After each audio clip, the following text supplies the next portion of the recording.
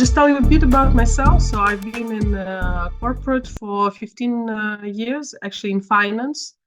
So I'm a little bit marrying two different worlds, world of numbers and business and KPIs and performances, and actually connecting with people. And I think for me, the biggest success I've done in my business career is actually because I can connect with people. And I truly believe that that's not just the skill to have, it's like non-negotiable. I really love to learn. I learn a lot of different things. It's like a non-stop process for me. I do like speaking. Like from last year, I joined Toastmasters, and for me, it became quite big adventure. And I love to connect people. I'm a certified transformative coach as well, MCC member, and I work with big companies on different projects. Okay, so now maybe also you can use the chat and forget about your fully polished 1 minute introductions and just write 3 words about yourself that you feel is really you. And it doesn't need to be about business. Just who are you in 3 words? And if you have any intention or question regarding the topic of the workshop, you are welcome to post it as well. And I will continue meanwhile, but you can text, okay? So why connections are critical for your business? I think in one way or another, we all understand that that's what can help us grow our business, that what can help us develop. So lead and referral generation. Of course, the more profound connections we have with other people, the better the chance that they actually will refer us to other people. And I really, really believe that any business connection starts with human connection, which we sometimes might forget or might not know how to do it. Or there are other things getting in the way. Potential partnerships and joint ventures. I mean, it's difficult to have your business on your own. And there are a lot of people around with skills that can be very complementary to ours. My God, I have a sun that is just shining in my eye and I cannot see anything. Sorry about that. I'm actually gonna move because that's just not possible. So like, for example, even now, you've seen the introduction that people have done. Like Andy and Pierre are kind of working with the same market. So what can be a better opportunity to collaborate than just, meeting each other here and then see what potentially can work together. Staying on top of current trends. That's another big thing. I think the more connections we have from different areas, the better it is for our own business. Like even if sometimes we think that, oh, that's not even my area. Like, for example, let's take AI, yeah? It's a big trend nowadays. And some people think, like, for example, in coaching, like I have a big network of coaches and they say, well, yeah, like it's a bit scary because, like at some point in 5 years or so, it can actually replace the coaches because people will start using AA to get some customized advice or help or support. And some people are thinking, yeah, it's far from coaching, but I can actually use it right now to make my life easier. I know a person who is now writing a book with AI, and he says, I love it because I don't need to spend all this time on research. I can focus only on adding important pieces there that will make it, like about my experiences. And I think that's a very big thing because if you don't know anything about AI and there is another person in your network who is knowing a lot of things about it, that's like a beautiful way to see how this trend can apply to what you are doing, to your business. So the next one is support system. I like the term personal advisory board.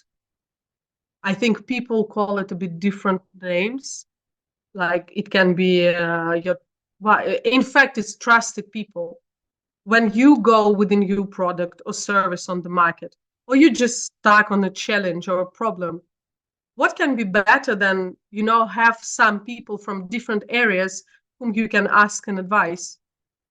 Because there is nothing more valuable really than getting different perspective of other people on what you're doing. Like it's nothing to do, like we can be very intelligent and smart, but sometimes, I mean, we have glasses and we look through these glasses, and there are a million of other things that we might not see, which other people can highlight for us. So that's very important. And as I put the last one, to be a happier person. I mean, I don't know, guys. I mean, for me, by my 36, I really understand that even if I will have all money in the world, that will not make me a happy person. I mean, we all have a little bit different timeline when we come to this realization, but eventually it's just it. Like when we are dying, we are thinking about, okay, what are our friends, who are our family, what connections we made with people. We're not thinking, did I buy a Dolce Gabbana suit or Armani or whatever. So I really think it's worth investing in it. So where to build your network? So I'm gonna like share with you some big blocks, and then we'll go a little bit more in details on how to actually connect with people. So where to build network?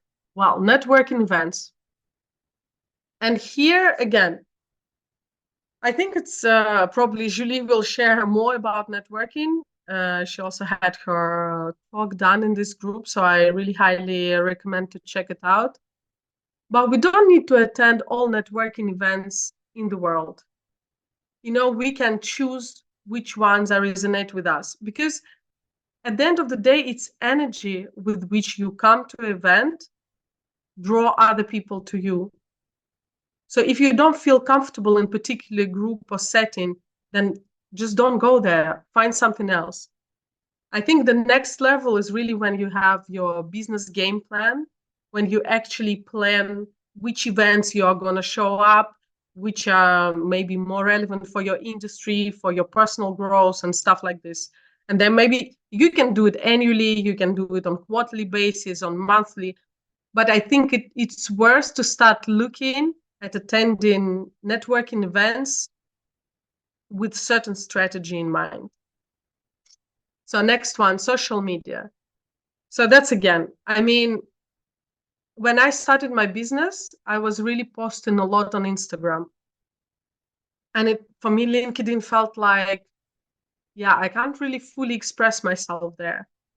But then don't. Like people can tell you a lot of different things. Yeah, you need to be on Facebook and on LinkedIn and on Instagram. But at the end of the day, if I don't feel like I can express myself there fully, then what's the point of me being there? Yeah, I mean, I can prepare content and do like schedule the post, but it will be not me. So, try to think what exactly works for you now. Don't try to go for all different social medias and get it all. Like it's just not possible. Volunteering in organizations of interest.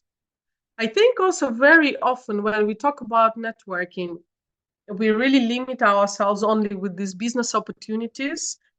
I'm going to Dutch speaking club every Monday. It's just a local club in the library. And I have people who are coming from there to me because they want me to coach them. I never advertise there myself or promote myself as a coach, I'm just being there, I'm speaking Dutch, I'm giving my opinion, and then people go. So just don't think that, okay, only at networking event I can really make a business connection. You can make it anywhere. Being part of community or club, like that's another story. So I'm part of Toastmasters community. For me, a lot of opportunities come from there. Not because I promote myself. I build connections with people and then they know what I do. And then they refer me to other people and stuff like that. And yeah, that's what I put the last one. Anywhere you like, cafes, gym, airplane, dinner parties. At the end of the day, really, when you do make this authentic and genuine connection with another person, it will be in long run more beneficial for you than you just go to networking and you're like, oh, here's my business card.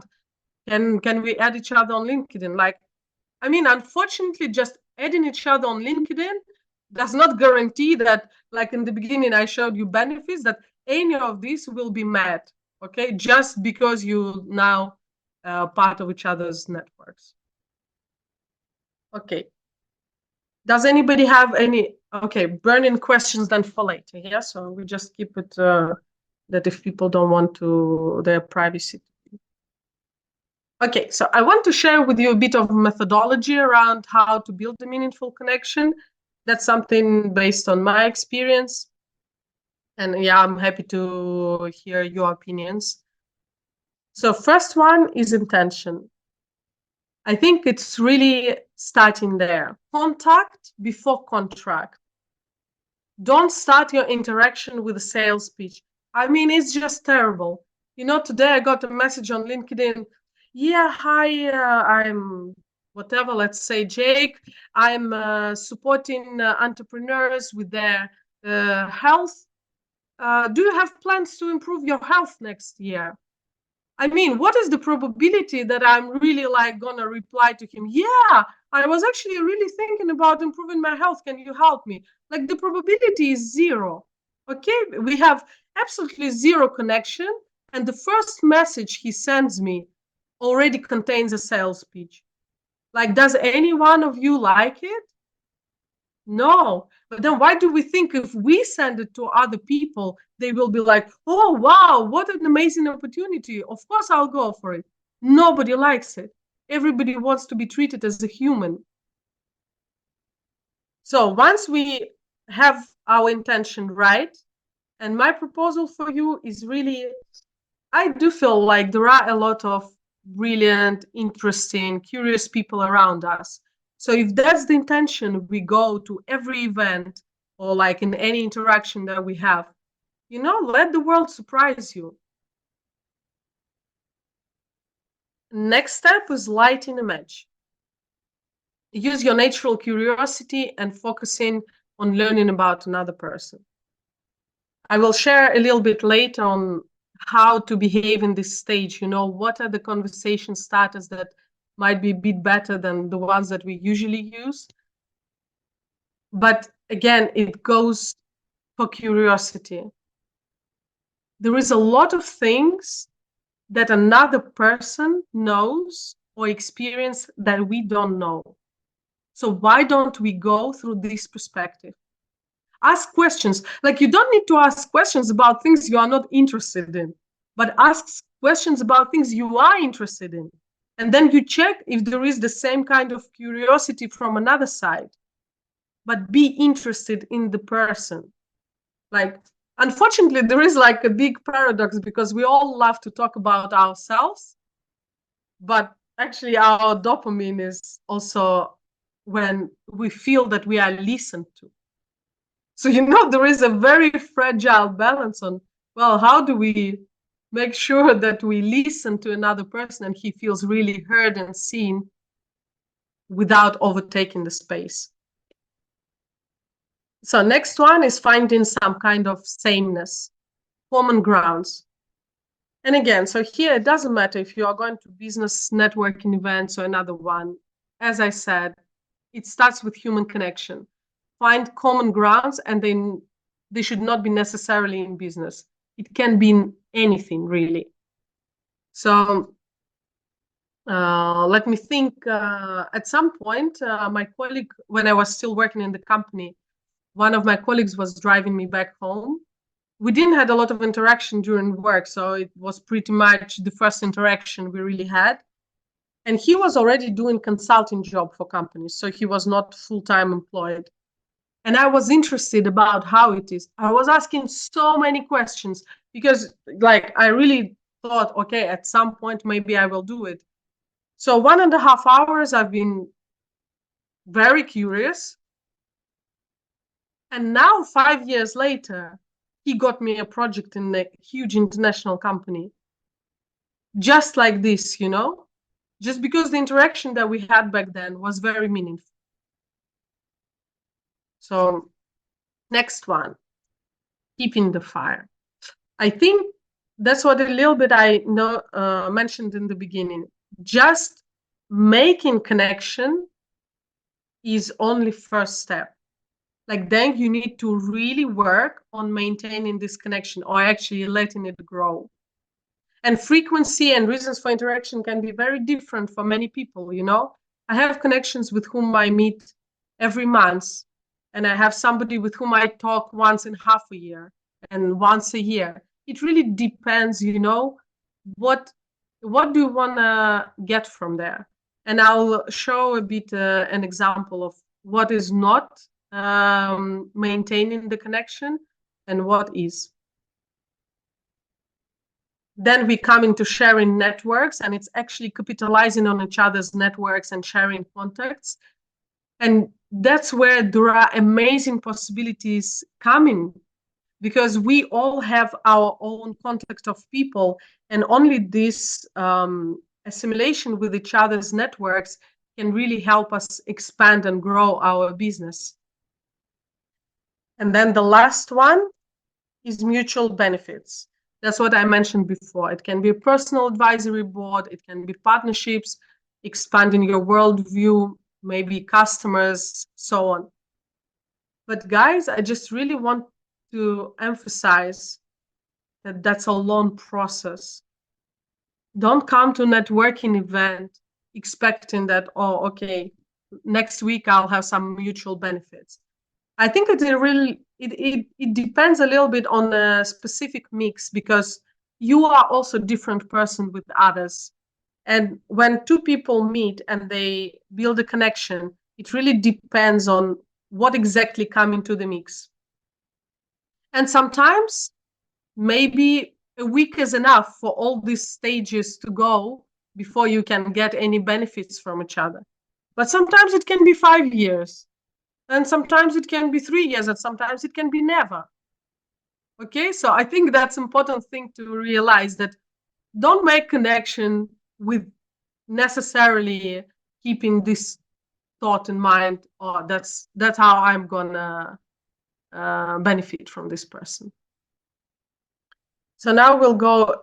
So please just look at this slide if you have any specific questions for any of the areas, because we are all different. You know, for somebody, it's difficult to make a first step to make a connection. For somebody can be struggling with maintaining connection, or maybe asking later, you know, help from other people and so on. So just keep your questions and then we can discuss it later. Yeah, so exchanging business cards is a short game, but building connections is the long one. And it's a fun one if you do it right. So this is the question that's been done by people of science. Please use the chat box. Who do you think, which of these habits annoy you the most when you are at events? What kind of people? People who are too talkative, people who are too quiet, people who are fake, or people who show off? What, she, all of them. D, A, C, D. Okay. C and D. Yeah. No, I lost it. So C, 63%. Nobody like fake people. Nobody. Okay? That's like the biggest majority. And D is really also close by, 22%. So I think you do need to learn communication. You do need to learn how you communicate with people. But if you learn all tricks in the world, but you will still be trying to be somebody who you are not, it will not help your memorability. Okay? Just be yourself. You guys, each one of you has everything unique about you that you can share with another person.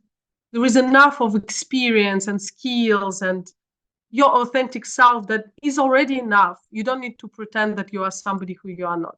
So I think that's a very important one going into any networking events or any connection with others.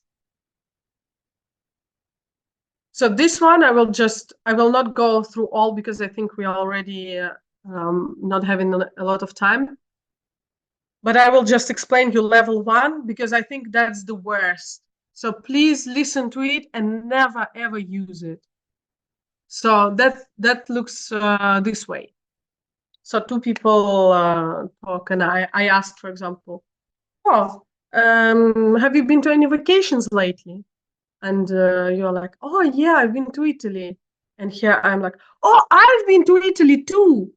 And then, so I asked the question, but then I took it over without even trying to hear what another person tries to tell me. That's the absolute terrible. Never do it, please. And still, I think 90% of people are talking this way. And I see that online events and in person events and everywhere. And it's just terrible. Seriously. So next time you have this urge, because I think it's normal, it's natural that we do have this urge, but try to hold it. Try, if you asked a question, try to give an opportunity to another person to actually answer you, to actually share where he's been on vacation, or what has he done last weekend, or what are his plans with business. Don't try to take over. That's really the worst you can do to build a meaningful connection with another person. So conversation starters, we are going a little bit in techniques. How's work? I mean, by the way, out of all these questions in the list, how are you is the most boring question ever, which already gives, I think, based on statistics, was like 90% of people really hated this question and they already didn't want to really have a conversation. So please don't start with it. I love the question, what was the highlight of your day? It is a bit different. Like, we all running on scripts, okay? How many times per day do we hear the question, how are you? Sometimes in very advanced communities, it's like, how are you? Good, yeah, okay. Like, then you don't even need to say, I'm good, thanks. Somebody already like replied it instead of you. So why to use it? What was the highlight of your day? Working on any exciting projects? Have any vacations coming up?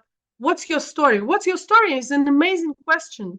Like, a person can choose what he or she they want to tell you about themselves. It's such an open and broad question, which can, lead to a lot of different ways how the conversation can go. We all have our story. But how often are we asked about it? How often do we share it? So I think these questions that actually also trigger your own curiosity to reply, because you don't reply it every day, that's really making the connection starts. Okay. So in terms of keeping the fire. So guys, that's the screenshot I made from LinkedIn. So when a person shares, for example, I got a new promotion, or I'm starting blah, blah, blah, or like I got accreditation, what majority people write there? Automatically generated message from LinkedIn. Congratulations. Like, look at the message on the right side. Like, do you think that the person who wrote about the promotion would be better reading the messages on the left or on the right? Like, why? Like, it takes you 15 seconds to actually write, oh, really, like, congratulations. I think I remember how we've been working together, blah, blah, blah. Or like, make something personal about this person. Like, that actually deepens the quality of your connection rather than so like, don't please think that you do all these comments automatically generated on LinkedIn and it helps your connection grow. Like, it doesn't. It just doesn't. So in terms of frequency, really think what it is for you. Can you do some in-person coffee? Can you maybe share resources? Oh, I watched this podcast. I thought about you when I was watching it. Maybe you can find it interesting or useful. Maybe it's accountability group. Or shall we maybe meet once a month and, be accountable for the goals for next month. Or maybe we can go to the theater. Or if it's online, maybe we can do a monthly call to share something. Like, be creative about it. It can be a lot of different things. I think. Okay. And the last one is on sharing networks. So imagine there is you with a huge network, and there is another person with another network. Like, it's never about specific person. Like, I think Julie was also giving a lot of examples last time when you can talk to someone and they are not particularly useful, if we can use this word, for you in terms of business. They are not your customer, they are not your potential partner on anything, but they will know a lot of people who can be your potential customer, or who can be your partner, or who can give you some expertise or advice or anything like this. So I think understanding it and actually making it known for the network, like, guys, now I'm working on X and Z problem. Do you have any experts in your field that can help me? Do you know anyone for whom this can be interesting, to whom I can pitch this idea or things like that? So I think asking for this support and asking for the help is also very important. But from another side, also being proactive. What can I do today for that person that I think can be useful or beneficial, without really pushing them into that, but just like offering? Okay, so I'm not sure how we are with the time. I'm done with main thing. So now I would be really, really curious to know what are your comments or questions.